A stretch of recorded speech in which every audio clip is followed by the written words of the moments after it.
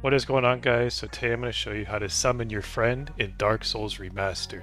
So this is a little simpler than Elden Ring. You're only going to need one item instead of the two, and that is the white sign soapstone. So what does this item look like? It'll look like this, and you'll get it at the start of the game, or pretty close to the start of the game. It's right before you get to that bridge with the big dragon that breathes fire and kills you almost instantly, or kills you instantly and kills all the enemies on it.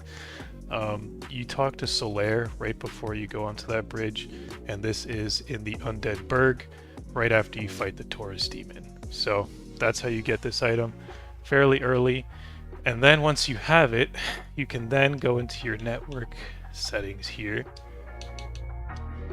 and you can configure a password so only you can see your friend's signs and your friend can only see yours. So this is our matchmaking password we have here, and we have it set to global because we're a little bit further away from each other. So you can set it to local if you're closer to your friend, but if he's further away, make sure you set this to global.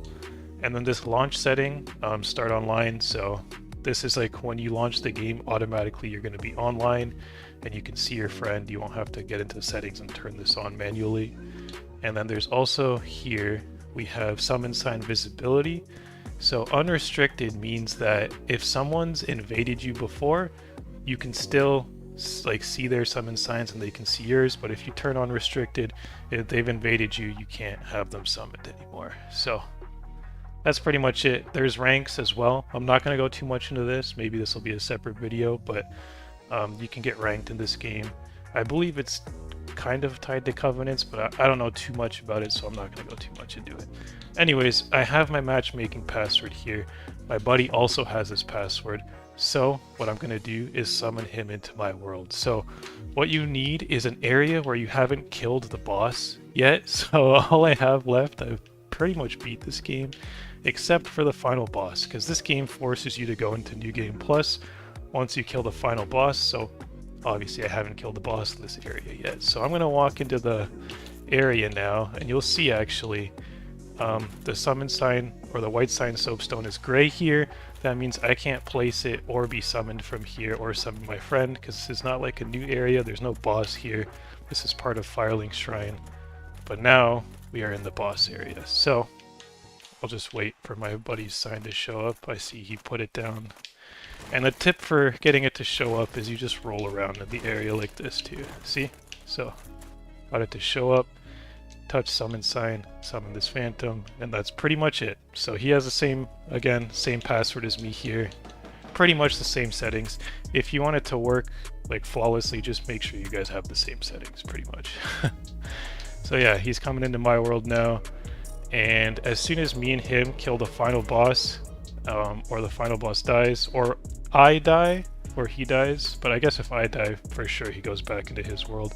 These are all conditions where he goes back into his world. So he's not here to explore all of this game with me. As you can see, there's now a fog gate behind us. He can't come back into Firelink Shrine with me. All we can do is progress to the boss. Like, we can kill all the enemies in the area. He can help me with the area. He can help me with enemies invading me. But yeah, we're kind of stuck to this area. So that is the one thing with summoning in this game.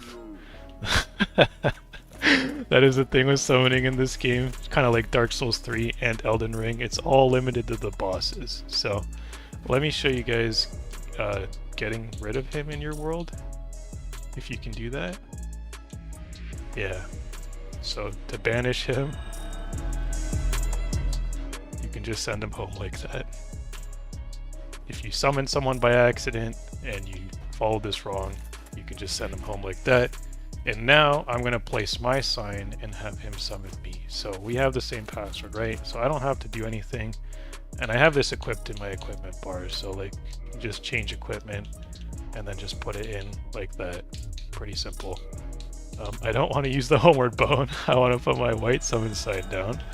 And then just wait for my buddy to see it. So he's doing the same thing. He's just like rolling over it, walking over it, and eventually it'll show up. So it's not instant. Some areas it's quicker than others. That's just the way the game is. And yeah, it's pretty much the exact same as Souls 3. It's like exactly the same.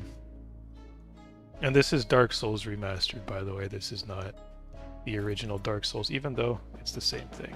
That's why you'll see the game looks a little better. Okay, so he's summoning me now, and now it's finally telling me I'm being summoned.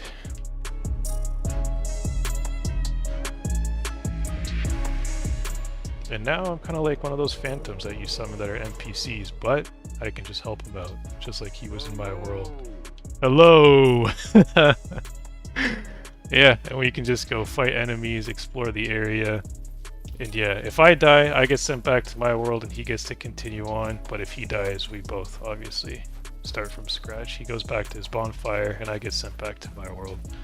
So yeah, that's pretty much it, guys. That's how you summon your friend in Dark Souls 1, Dark Souls Remastered. Hopefully you found this video helpful. If you did, drop a like and don't forget to subscribe. Thanks for watching.